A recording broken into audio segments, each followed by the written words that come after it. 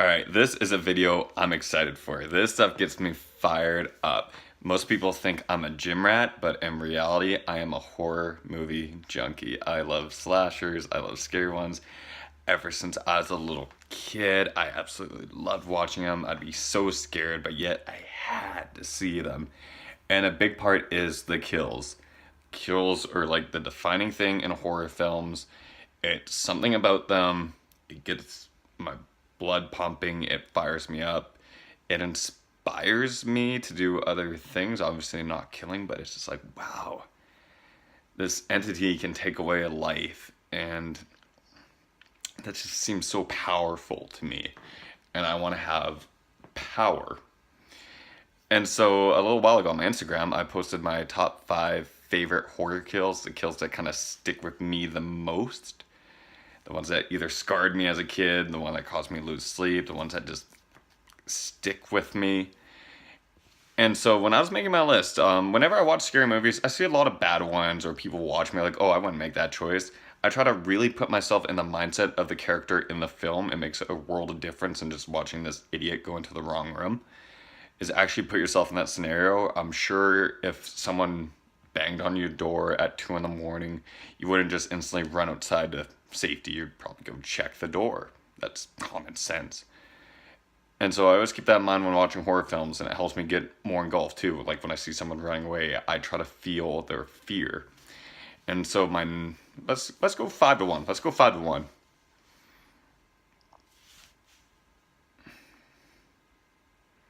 Okay, so number 5, any long drawn out kill.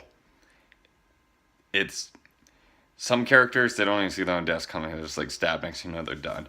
There are some movies where, like Hostel Part 2, where that one girl is tied to the ceiling and a lady in a bath with a scythe is just butchering her for...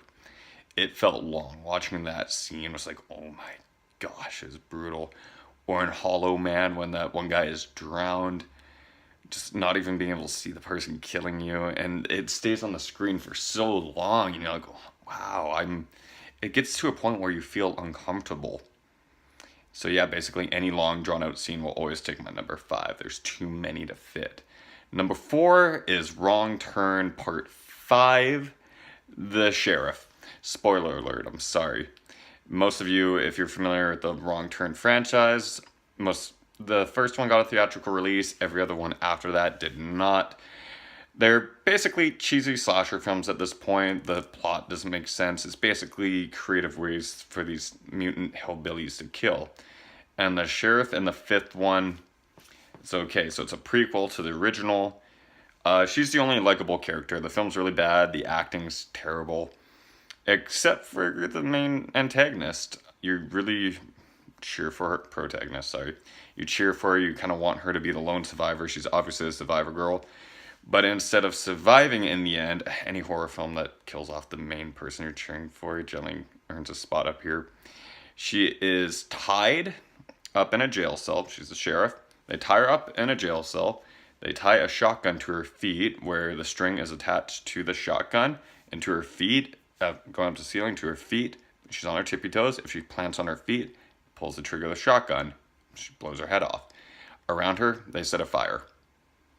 She's locked up, handcuffed. It's either burn to death in a fire or put your feet down and let the shotgun kill you. It sticks with me just because you wanted her to live. She's the character you like, and then she kills herself. She had to. You hear her screaming for like a minute and then just pop and you see blood hit the wall. Number 3, Final Destination 3, the tanning bed scene. Holy crap, my dad saw this one and it stuck with him, being burned alive. It's like, oh, it's again, drawn out, it's brutal, you'd hate it. It made a lot of people fear tanning beds. I remember my first time going to a tanning bed, I was so scared because of this movie. They assured me I was safe. Sure enough, I loved the tanning bed, but at the time, it scarred me. Anyone who's seen the movie will probably agree. Number 2, I remember seeing this for the first time as a kid. I'm like, oh my god, what did I get into when I bought this movie and was so eager to see it? This, according to Homer Simpson, it was the sexy naked girl from Jaws. The opening scene, that scene that created a fear for sharks. Just this girl, you don't see what's attacking her. She is just being thrown in the water, screaming for dear life. And number one, the kill that sticks with me the most, the one that scarred me, the one that scared the hell out of me, the one that made me want to turn the movie off, but I kept going. The Halloween remake by Rob Zombie. I have a soft spot for this one. Michael's first kill.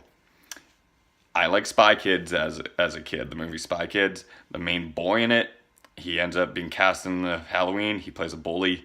He's a dick. Michael beats him to death with a branch, a really big branch. He's begging for Michael to stop, and Michael just keeps going. Every time the kid gets hit, there's a new bruise on him when they cut to him, and it got so hard to watch.